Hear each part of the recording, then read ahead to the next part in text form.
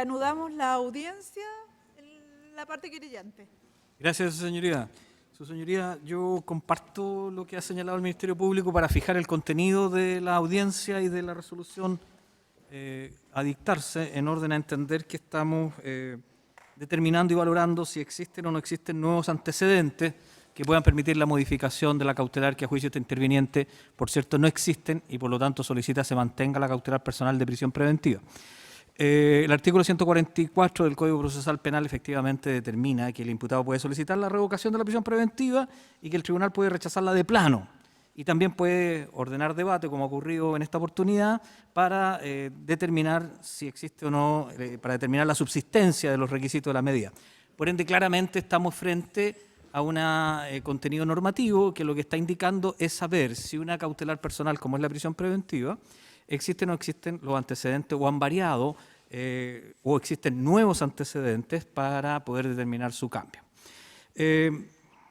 Todos los antecedentes que se han citado por el Ministerio Público, especialmente referidos a declaraciones, el fiscal dijo 20, yo las conté, eran alrededor de 30, no eran 20, determinan efectivamente tanto la existencia de los cuerpos del delito como de la participación y presunciones de participación respecto al imputado Flavio Echeverría. Y todos esos antecedentes ya fueron valorados por distintas resoluciones judiciales que el fiscal también las citó y por lo tanto yo no voy a volver a señalar lo mismo.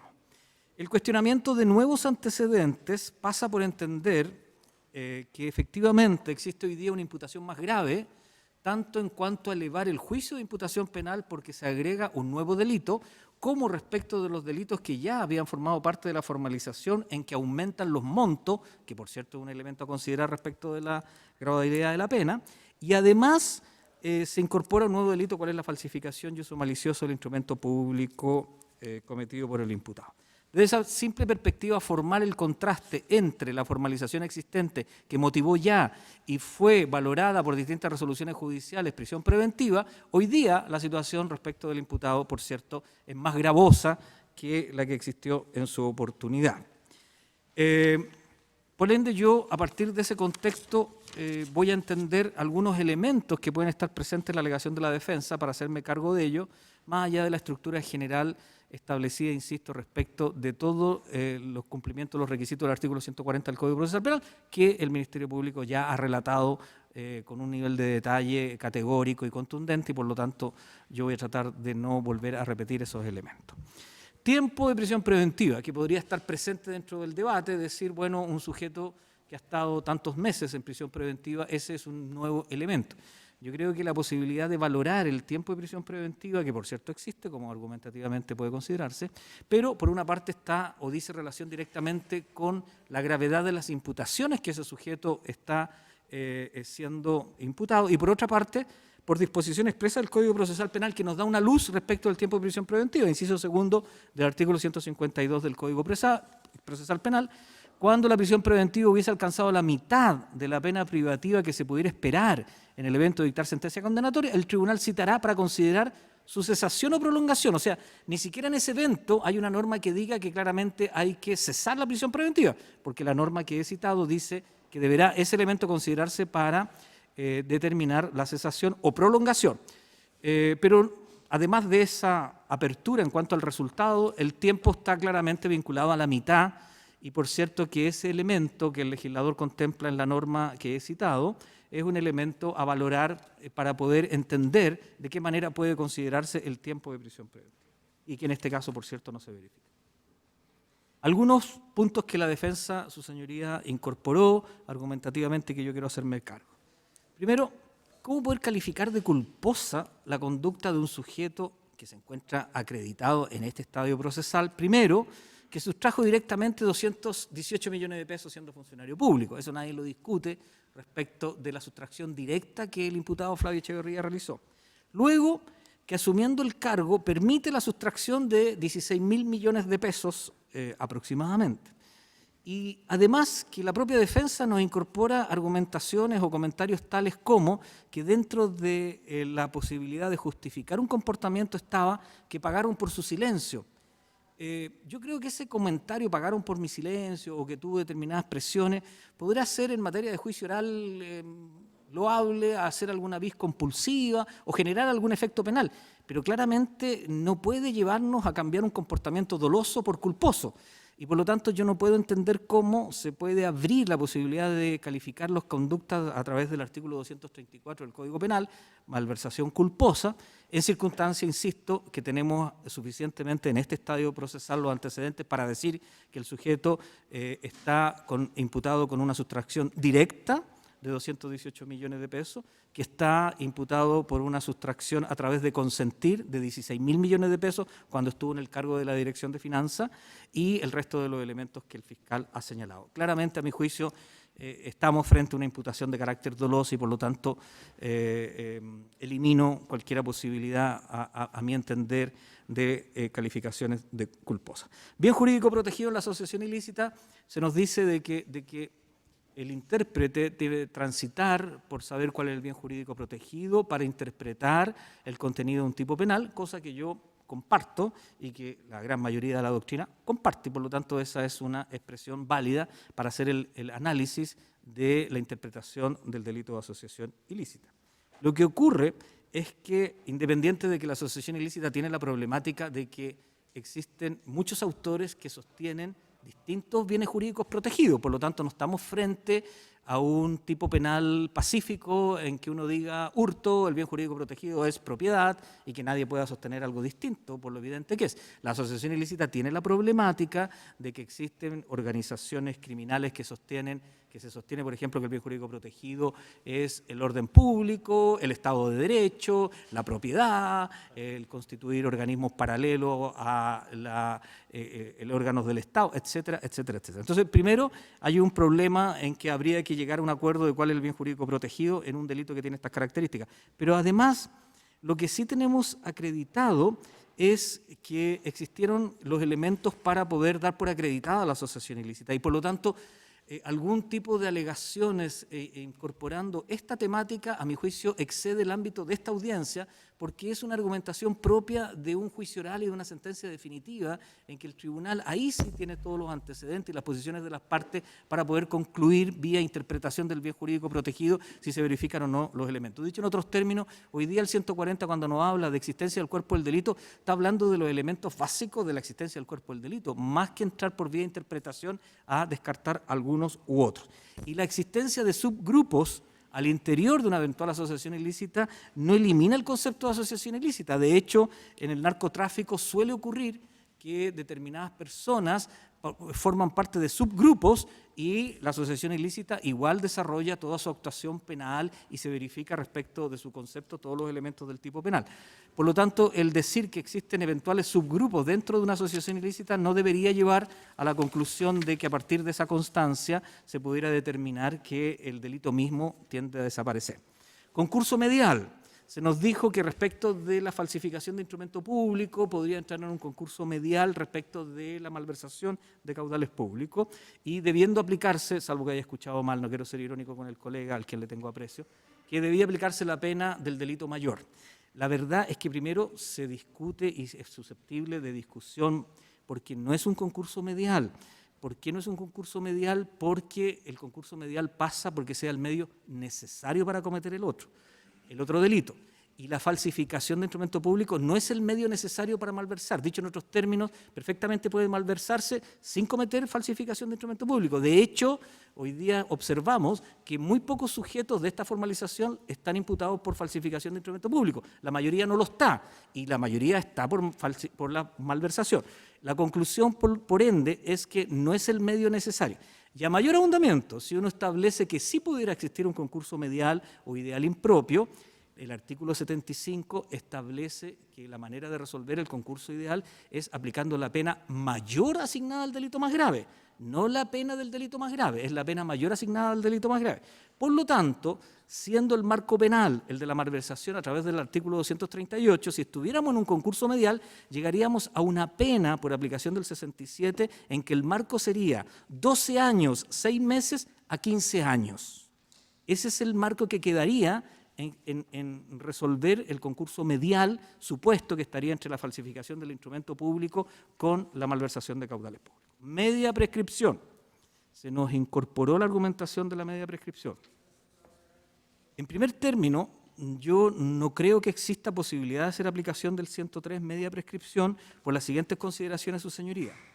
En primer lugar, la imputación que tenemos respecto del imputado es una imputación, insisto, de la sustracción directa, 218 millones de pesos ocurría en una fecha, y la imputación por la voz consentir, que ya no voy a repetir lo que señalamos todo respecto de las cautelares que precedieron al otro imputado. Y por ende, lo que yo tengo que concluir en cuanto a fechas, estoy entrando a media prescripción, es que efectivamente el cargo a partir del cual se verifica el concepto del tipo penal consentir se desarrolla entre el 2012 y 2016. Y eso no me da para hacer un cómputo de media prescripción cuando el delito es un delito de crimen que tiene un plazo de prescripción de 10 años. Por lo tanto, no alcanzo a llegar, dentro de esa lógica incluso, no alcanzo a llegar a la media prescripción. Pero hay otro argumento. Y el argumento es el artículo 96 del Código Penal que todos conocemos y que establece instituciones de suspensión y de interrupción del plazo de prescripción. ¿Por qué? Porque si yo entiendo que el sujeto cometió nuevo crimen o simple delito, el efecto de ese acto interruptivo, que es cometer un nuevo crimen o simple delito, va a ser perder el tiempo de prescripción que ha corrido anteriormente. Y en este caso yo tengo la argumentación que efectivamente el sujeto también está siendo imputado por otros nuevos crímenes o simple delito, como es el lavado de activos. Entonces alguien me podría decir, lo que ocurre es que cuando usted quiere interpretar que el sujeto cometió un nuevo crimen o simple delito, para eso requiere sentencia condenatoria. No basta con que usted diga que el sujeto cometió. En este caso, producto de la naturaleza del delito, lavado de activos, yo no requiero sentencia condenatoria. ¿Y por qué no requiero sentencia condenatoria para sustentar ese argumento? Porque el artículo 27, inciso final, me dice, como norma procesal expresa, que puedo arribar a sentencia condenatoria en el mismo proceso en que estoy investigando el delito base. En conclusión, en este mismo proceso en que se va a tener que dictar una sentencia por malversación y por asociación ilícita, es en este mismo proceso donde yo voy a poder llegar a una sentencia condenatoria por lavado de activo. En conclusión, ese nuevo delito, ese nuevo crimen o simple delito, lavado de activo, va a generar necesariamente una interrupción del plazo de prescripción a partir del artículo 96, porque es un nuevo crimen o simple delito que genera el efecto de perder el tiempo transcurrido anteriormente. Sin perjuicio de reiterar que mi primera argumentación fue que un tema de simple cómputo del plazo objetivo tampoco permite verificar media prescripción. El lavado de activo, en cuanto se nos dice que, y se nos citó el ejemplo de que si se compra con un dinero malversado una cajetilla de cigarro, estaría haciendo un acto de lavado de activo, entiendo yo que la defensa incurre en un error. El error es cuál es el concepto del bien que se tiende el origen ilícito ocultar o disimular en cuanto a bien. La norma precisa cuáles son los bienes para efecto de justamente limitar el ámbito interpretativo, y es una norma que establecida en la Ley 19.913 que de manera muy amplia dice lo que hay que entender por bien que proviene de un delito, dentro de los cuales claramente está el dinero. De hecho, yo diría, porque habla de cosas materiales la norma y además de cosas incorporales, yo diría que el dinero es normalmente el objeto que proviene de los delitos programados que mayoritariamente se verifica. Dicho en otros términos, suele ocurrir, especialmente delitos como este, que el objeto material resultante de una acción de malversación de caudales públicos sea dinero. Y ese objeto material que proviene y que está verificando el concepto de bien dentro del lavado de activos es el que se lava, que consiste, en terminología criminológica, por cierto, ¿en qué consiste lavar? Consiste en incorporar ese dinero ilícitamente obtenido en un mercado formal. Por lo tanto, las actuaciones de comprar bienes raíces, de comprar y vender autos, las actuaciones de incorporar en mercado financiero mediante depósitos a plazo, sacar los rescates, son operaciones que están haciendo que este bien, dinero, se incorpore a un mercado formal en circunstancias que no debió incorporarse porque implica un mecanismo de sanción penal el hacerlo, que consiste en el delito de lavado de activos. Se verifica el verbo rector ocultar o disimular cuando yo, en un comportamiento que externamente y aparentemente estoy tratando de graficarlo como lícito, estoy utilizando un bien que proviene de la comisión de un delito, cual es la malversación de caudales públicos. Consentir el conocimiento que existió, la defensa intenta llevarnos a un tema en que exige que el conocimiento por la voz del tipo penal del artículo 233 de consentir que otro sustraiga debería comprender todas las distintas operaciones puntualmente. Yo creo que eso también es un error. ¿Por qué es un error? Porque el conocimiento del consentir es una expresión, ya lo dijimos en el debate anterior a este, es un elemento vinculado con la infracción del deber de actuación que tiene el funcionario público y por cierto que puede ser comprendido a través de una actuación de dolo eventual. Yo no requiero como funcionario público conocer en detalle cuál es la operación concreta que se está desarrollando mediante la sustracción para decir que solo de ese modo tomo conocimiento de la sustracción. También en todos los elementos que el Ministerio Público nos ha entregado, uno puede deducir efectivamente que ese conocimiento existió. Se nos dijo también que en el consentir hace un juego la defensa argumentativa, que yo creo que es un error decir, como se nos dice, lo que está aquí o puede estar presente para el imputado Flavio Echeverría es que debió conocer y no conoció y por lo tanto imputación culposa. Pero es que la imputación no es que debió conocer, la imputación es que conoció y que consintió. No es que debió estar preparado para evitar esta actuación. Él actuó dolosamente consintiendo que otros sustrajeran el dinero. Y dentro de una lógica que me parece a mi juicio, su señoría, elemental, porque tenemos a un funcionario público que está acreditado la sustracción, insisto, directo, vale decir, de los dos verbos rectores, sustraer, él tiene 218 millones de pesos imputados por el Ministerio Público de sustracción directa y además tiene el consentir sustraer por 16.000 millones de pesos. Entonces, cuando un funcionario, teniendo otro cargo, antes de ser de la Dirección de Finanzas, antes de llegar a ese cargo, ya tenía la imputación de sustraer por 218 millones de pesos. Y luego, cuando llega a la dirección, vienen todos los antecedentes que el Ministerio Público ha relatado para, a partir de eso, determinar la presunción fundada de que en ese periodo está consintiendo que otro sustraiga y por lo tanto se agrega la cantidad señalada. Para ir terminando, su señoría, indicar el tema del desahucio en cuanto al ofrecimiento no puede ser considerado un nuevo antecedente y no puede ser considerado, primero, porque es imposible materializar esa, entre comillas, oferta que hace la defensa porque hay una resolución judicial que ordena la retención. Por lo tanto, no podría disponerse por parte, ya no puede hoy día, mientras se mantenga la resolución judicial de la Corte de Apelaciones que ordenó la retención de ese desahucio, ya él no puede, el imputado, disponer de ella. Y en segundo lugar, porque también entiendo de que efectivamente la defensa alegó uno de los colegas que defiende, tengo incluso la fecha, 27 de septiembre del año 2018, comparece el colega Jaime Morales, alegando respecto de oponerse a la retención judicial del desahucio.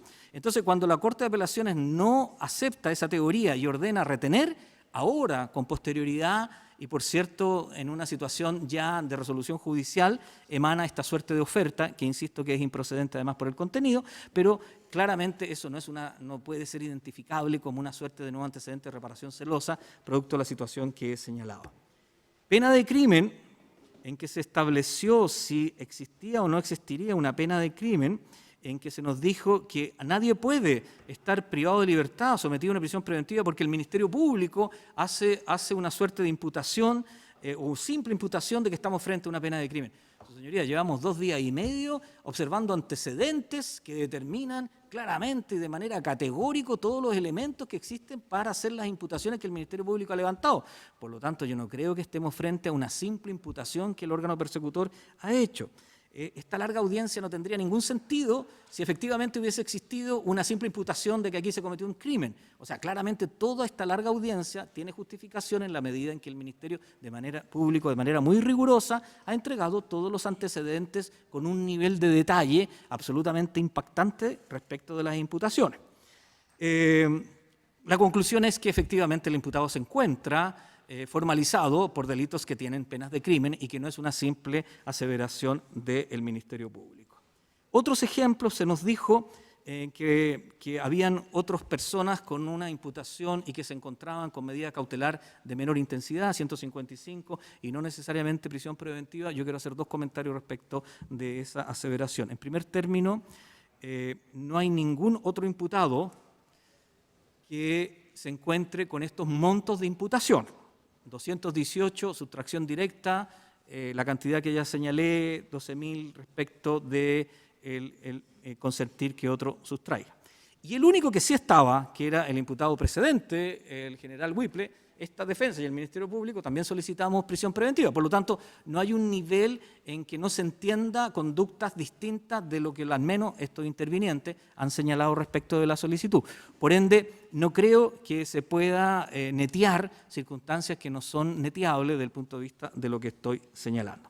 Y para terminar, quiero indicar un argumento que a mi juicio es muy importante para graficar lo que una persona puede o no puede ser constitutivo de peligro para la seguridad de la sociedad.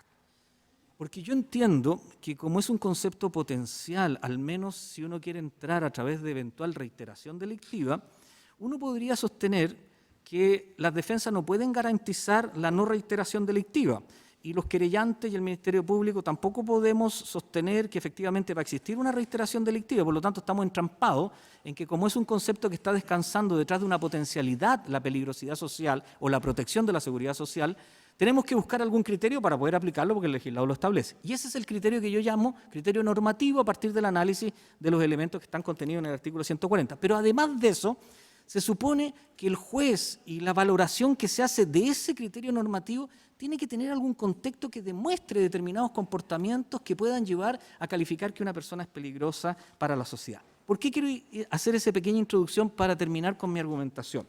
Sabemos y está acreditado que la unidad de análisis financiero respecto del imputado Rivero, el año 2011 puso en conocimiento del Ministerio Público un informe que determinaba la existencia de elementos que podían estar acreditando la existencia de malversación de caudales públicos.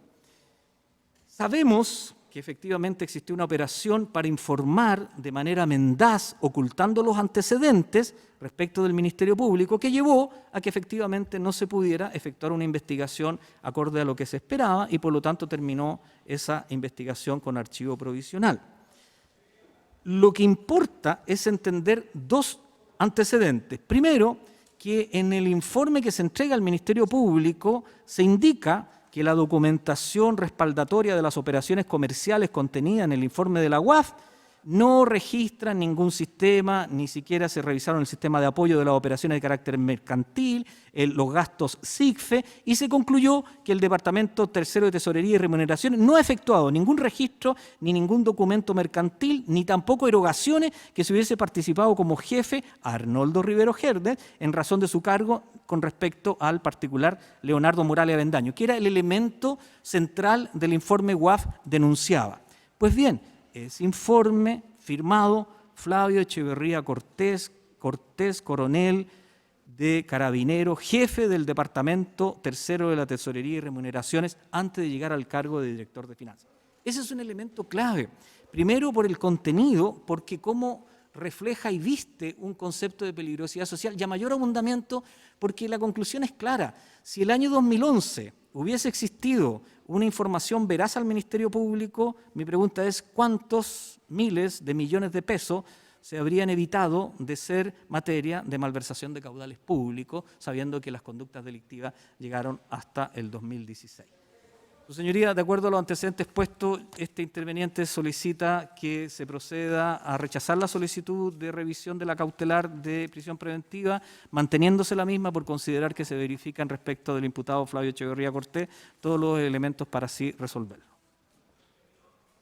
En primer lugar, este tribunal va a precisar varias cosas que ha dicho la parte querellante y que da como supuesto ciertas aseveraciones respecto de las doctrinas, respecto de los distintos ilícitos imputados. El tribunal conoce las doctrinas y su teoría o su conclusión de llamar errónea la posición de la defensa adolece de ciertas imprecisiones porque esto ya es debatido tanto en el ilícito de malversación de caudales públicos como de lavado de activos, respecto a la interpretación que se le debe dar a cada uno de esos tipos penales. De lo anterior, el tribunal se remite a la solicitud de la defensa del imputado Flavio Echeverría Cortés, quien ha solicitado la modificación de la prisión preventiva por la de el arresto domiciliario total arraigo nacional y prohibición de comunicarse con los demás coimputados. Funda como hecho importante que fundamenta su solicitud la circunstancia que el imputado lleva 13 meses privado de libertad, a saber, desde el 19 de marzo del año 2016. Elemento que debe ser tenido en cuenta al momento de evaluar la necesidad de cautela, cuestión que los tribunales superiores de justicia, en especial las Cortes de Apelaciones, consideran al momento de evaluar la permanencia o no de dicha medida cautelar. Que funda también su solicitud, y a este respecto el tribunal tiene que llamar la atención de que efectivamente el Código Procesal Penal le estableció al tribunal, incluso de oficio, cada 6 meses, según el inciso segundo del artículo 145 del Código Procesal Penal, la obligación de revisar los antecedentes que justifican la medida cautelar que es de prisión preventiva, que es la más gravosa del sistema. No por mero capricho, sino para los efectos de corroborar que se cumplen todo y cada uno de los elementos del artículo 140 a lo largo de todo el proceso penal. Que en cuanto a la existencia de lo ilícito y la participación del imputado en ellos, el tribunal tendrá en consideración, como ya se ha señalado, los antecedentes vertidos por el Ministerio Público, en particular los informes de la Contraloría General de la República, los informes periciales y las declaraciones de imputados y testigos vertidos durante esta audiencia. En cuanto a la existencia de la asociación ilícita, teniendo en consideración dichos antecedentes, lo cierto es que ésta se encuentra acreditada, toda vez que todos estos antecedentes dan cuenta de que eventualmente había un grupo de funcionarios de Carabineros de Chile dedicado a elaborar y efectuar diversas maniobras para obtener disposición patrimonial del fisco en favor de ellos sin que hubiera una justificación para aquello, cuya suma hoy bordea los 27.000 millones de pesos. En esas circunstancias, el tribunal, en cuanto a la alegación de la defensa, esto es que, en primer lugar, no se cumplirían los elementos típicos de la asociación ilícita, toda vez que no obedecen a los parámetros establecidos en el artículo 292 del Código Penal. El tribunal hará precisión de que dichos elementos típicos deben ser analizados y no es un elemento que solamente corresponda analizar al tribunal de fondo o al tribunal de juicio oral. Corresponde al tribunal de garantía, sobre todo evaluando la posibilidad de imponer una medida cautelar tan gravosa como la prisión preventiva. En este sentido, el tribunal entiende que en la forma que operaron los funcionarios de Carabineros, abusando de su función pública y además de la falta de fiscalización, y que dicha fiscalización incluso le estaba entregado a ellos mismos, entiende el tribunal que ha habido una afectación del orden público y también de la propiedad del fisco que involucró a esta asociación ilícita. En cuanto a la alegación de la defensa en que la circunstancia que el señor Echeverría Cortés haya sido el director de finanzas, evidentemente no lo pone en una jefatura de la asociación ilícita, porque evidentemente son dos cosas distintas. Sin embargo, del accionar del señor Echeverría Cortés, al menos él estaba o efectuaba maniobras tendientes a ocultar la situación generada por el gran desfalco que existía de los fondos fiscales. Y en ese sentido, entiende el tribunal que daba instrucciones para la forma de efectuar dichas maniobras, o al menos instruía para que alguien las adoptara y pudiera evadirse el control de la superioridad o de otros organismos contralores. Y en ese sentido entiende el tribunal que a ese respecto también se cumple los presupuestos del artículo 292 y 293 del Código Penal. Y por tanto acreditada su participación en el dicho ilícito con los antecedentes que se han señalado precedentemente, esto es los diversos testimonios, incluso la propia declaración del señor Echeverría Cortés, quien reconoce haber recibido hasta el año 2011 parte de las remesas señaladas precedentes. En cuanto a la falsificación de instrumento público, el tribunal tiene en consideración que resulta razonable la alegación de la defensa de estimarlo como un concurso, incluso ni siquiera como un concurso, sino como una conducta destinada a encubrir su labor delictual y por lo tanto debe ser subsumida dentro del tipo penal más grave, esto es la malversación de caudales públicos.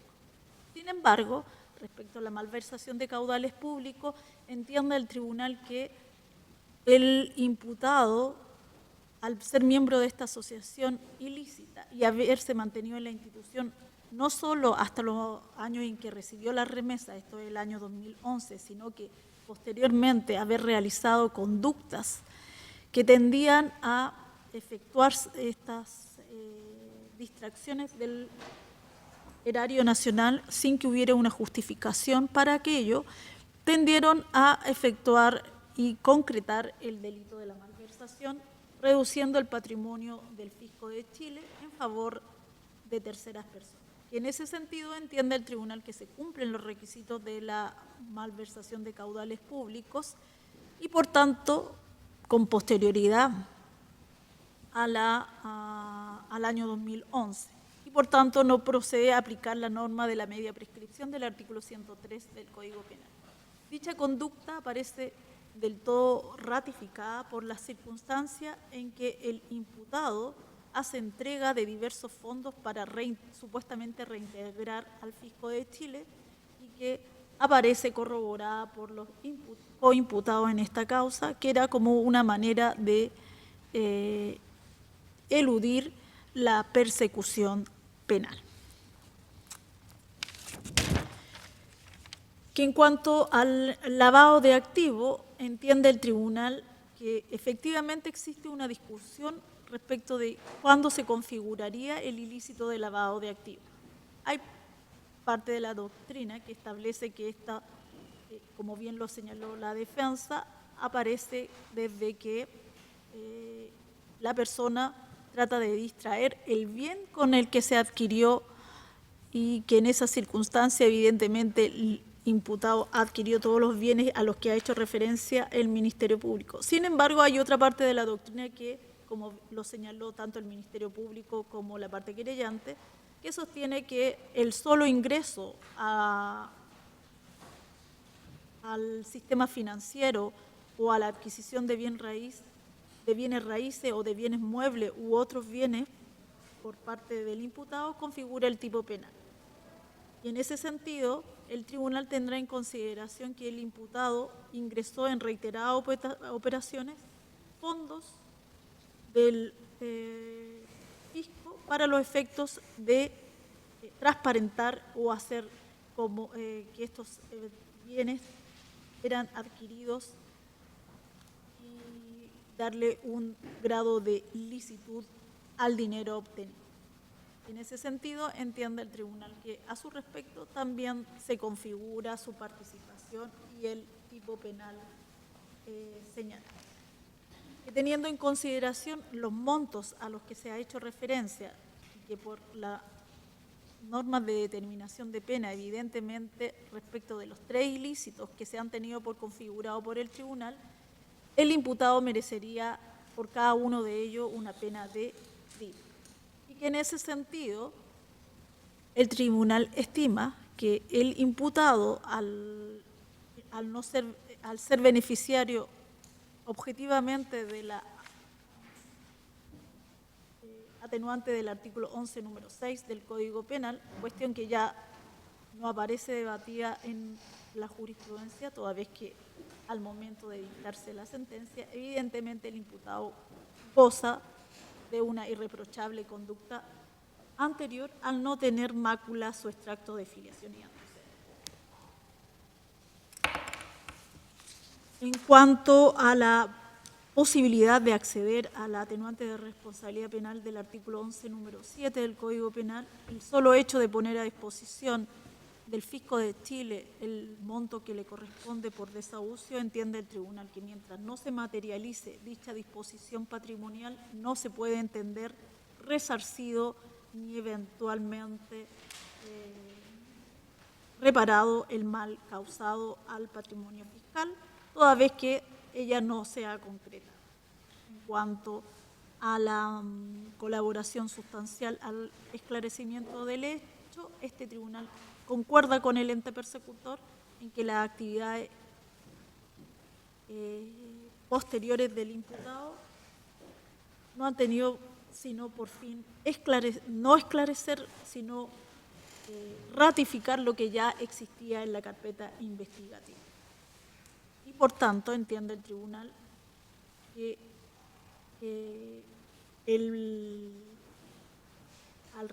respecto del imputado Echeverría Cortés, concurren los requisitos del artículo 140 en todas sus letras, entendiendo que la libertad del imputado constituye un peligro de fuga y un peligro para las diligencias de investigación, como bien lo ha señalado el Ministerio Público, en particular por las acciones emprendidas por el encausado. Y en este sentido, el tribunal considera que no han variado las circunstancias que se tuvieron en vista al decretar la prisión preventiva del imputado Echeverría Cortés, razón por la cual se mantiene dicha medida cautelar. Se da copia a todos los intervinientes del audio. ¿Algo más? No, magistrado, muchas gracias. Nada más sería. Se pone término a la audiencia. Copia del audio. Dije, copia para todos. ¿Se puede quedar registrado en el acta? No No, lo que pasa es que tiene que quedar registrado en el acto, en el el audio acta. que se solicitó y por tanto en el acta también para después facilitar la entrega. Ya, sí, no, sí, eso queda registro en el acta, pero el acta es algo administrativo. Gracias. Se pone término a la audiencia. Pero como les digo, tienen que traer... Sí, eso se hace. Porque no se señoría. puede hacer... Sí, se hace, señoría.